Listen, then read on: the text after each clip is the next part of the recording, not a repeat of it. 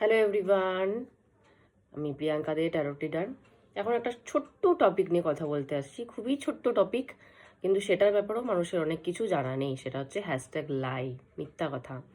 মিথ্যা কথা বললেও যে আমাদের পাপ লাগে, সেটাও যে পাপে কাউন্টিং করা হয়, সেটা মানুষের নলেজেই নেই। অনেকে আছে মিথ্যা কথা বলাটা বুলি, মানে যখন তখন যেখানে সেখানে মিথ্যা কথা বলে দেয়, যেখানে দরকার নেই সেখানেও মিথ্যা কথা বলে দিচ্ছে। তো এসব কিছু কিন্তু কাউন্টিং হয় মিথ্যা কথা বলার ক্ষেত্রে। পরিণামে কি কি পাপ হয় সেটা সব কিছু কিন্তু কাউন্টিং হয়। কিন্তু মিথ্যা কথা বলে যদি কারো সংসার বাঁচানো যায়, মিথ্যা কথা বলে যদি কোনো অশান্তি, বড় রকমের অশান্তি লেগেছে, একটা মিথ্যা কথার জন্য যদি সেই অশান্তিটা থেমে যায়, কেউ কাউকে মারছে, একটা মিথ্যা কথা বলে যদি সেটাকে স্টপ করানো যায়, মিথ্যা কথা বলে যদি ধর্মকে বাঁচানো যায়, তাহলে কিন্তু সেই মিথ্যা কথাটা মিথ্যা কথার মধ্যে কাউন্টিং হয় না। সেই মিথ্যা কথার পরিণামে কিন্তু ওই পাপটা যেটা লেখা থাকে, সেটা কিন্তু, যেটা পাপ লেখা হয়ে থাকে, সেটা কিন্তু কাউন্টিং করা হয় না।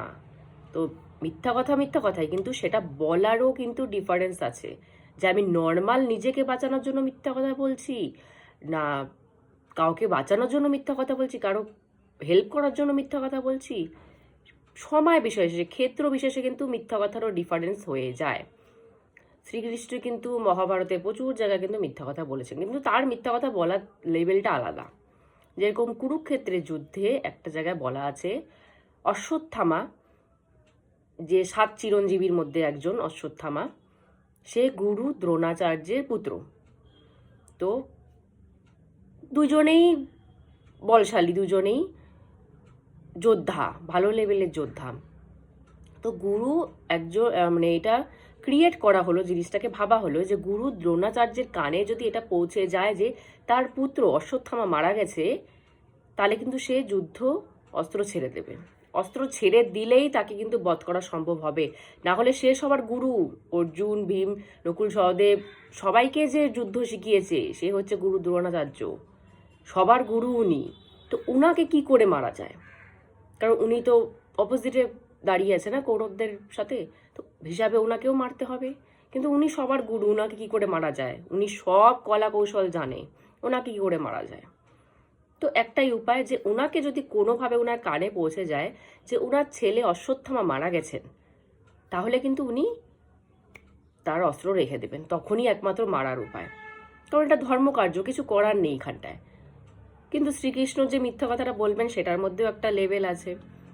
নর্মালি সে যে মিথ্যা কথা বলতে পারেন না, আর উনার মুখ ছাড়া অন্য কারো মুখে উনি গুরু দ্রোণাচার্য এই কথাটা শুনলে কিন্তু বিশ্বাসও করবে না, সব ভাববে যে মিথ্যা কথা বলছে। কিন্তু শ্রীকৃষ্ণ বলছেন মানে সেটা মিথ্যা হতেই পারে না। তো এটাই সবাই জানতেন।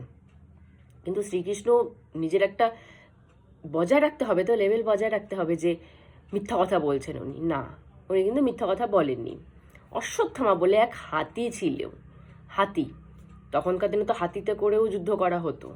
তো অশ্বত্থামা বলে এক হাতি কিন্তু মারা গেছিল।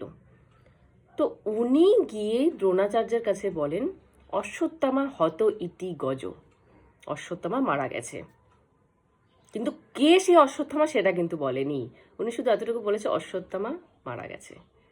তা এটা কিন্তু হিসাবে না সত্যির আন্ডারে ধরা যায় না মিথ্যার আন্ডারে ধরা যায়, কারণ উনি ওনার তরফ থেকে ঠিকই বলেছে যে অশ্বত্থামা মারা গেছেন। এখন গুরু দ্রোণাচার্য ধরেছেন যে তার ছেলে অশ্বত্থামা মারা গেছেন, সেটা সে কিভাবে ধরেছে তার ব্যাপার সেটা। কিন্তু শ্রীকৃষ্ণ তো সত্যিই বলেছেন, তার হিসাবে সত্যি বলেছেন যে অশ্বত্থামা মারা গেছে। তো সেইটা শুনে উনি কিন্তু উনার অস্ত্র ছেড়ে দিলেন। অস্ত্র ছেড়ে দেওয়ার পর কিন্তু উনাকে বধ করা হলো। এইটা যখন অশ্বত্থামার কানে পৌঁছালো, যে এইভাবে তাকে বলে তাকে বধ করানো হয়েছে মিথ্যা কথা বলে, তখন তিনি শ্রীকৃষ্ণকে এসে কোশ্চেন করলেন যে আপনি কি করে মিথ্যা কথা বললেন? তখন শ্রীকৃষ্ণ বলছেন, আমি তো মিথ্যা কথা বলিনি, আমি বলেছি অশ্বত্থামা মারা গেছে। এখন সে কোন অশ্বত্থামা সেটা কিন্তু আমি ডিটেলসে বলিনি, সুতরাং আমার কথাটা কিন্তু মিথ্যা হচ্ছে না, কোনোভাবেই মিথ্যা হচ্ছে না। অশ্বত্থামা বলে এক হাতি মারা গেছে, তো আমি সেটাই বলেছি। কারণ উনি ধরেছে উনার ছেলে মারা গেছে, সেটা উনার ব্যাপার। আমি যতটুকু যা বলেছি আমি কিন্তু ধর্মের জন্যই বলেছি।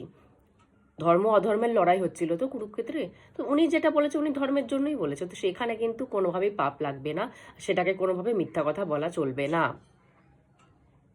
তো এই জিনিসটা থেকে আমরা এটাই শিখতে পারছি যে আমরা নর্মালি সবসময় সংসারে আছি, মিথ্যা কথা আমাদের বেরিয়ে যাই, কিন্তু সেই মিথ্যা কথাটা যদি আমরা কারো ভালোর কারণে বলি, সেই মিথ্যা কথাটা যদি কাউকে বাঁচানোর জন্য বলি, ধর্মের জন্য বলি, কারো সংসার বাঁচাতে বলি, তো সেটার থেকে কিন্তু পাপ আমাদের লাগে না।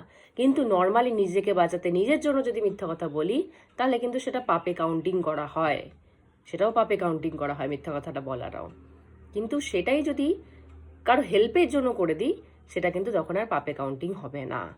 তো মিথ্যা কথা একটাই, কিন্তু সেটারও কত আলাদা আলাদা ব্যাপার আছে বোঝার মতো। তো এই জন্যই বলবো যতটা পারা যায় মিথ্যা কথা বলবেন না। যদি খুব দরকার পড়ে যে এই জায়গায় মিথ্যা না বললে আমি বাঁচবো না, সেখানে মিথ্যা কথা প্রয়োগ করা যায়। এখানে মিথ্যা কথা বললে একজনের সংসার বেঁচে যাবে, সেখানে প্রয়োগ করা যায়। কিন্তু নর্মালি এখনকার দিনে মানুষের মিথ্যা কথাই বেশি বলে সত্যির থেকে। যেখানে দরকার নেই সেখানেও মানুষ মিথ্যা কথা বলে বসে। তো সেটাও কিন্তু এই জন্য বললাম, সেটাও কিন্তু পাপেও কাউন্টিং হয়, সেটাও মাথায় রাখবেন। যে মিথ্যা কথা বলছি ওটা কিন্তু পাপে কাউন্টিং হচ্ছে, সেটারও কিন্তু সাজা পেতে হবে কোনো না কোনো উপায়। তো আজকের মতো এখানেই, এই টপিকটাই ছোট্ট একটা টপিক বলার ছিল। জয় গুরু।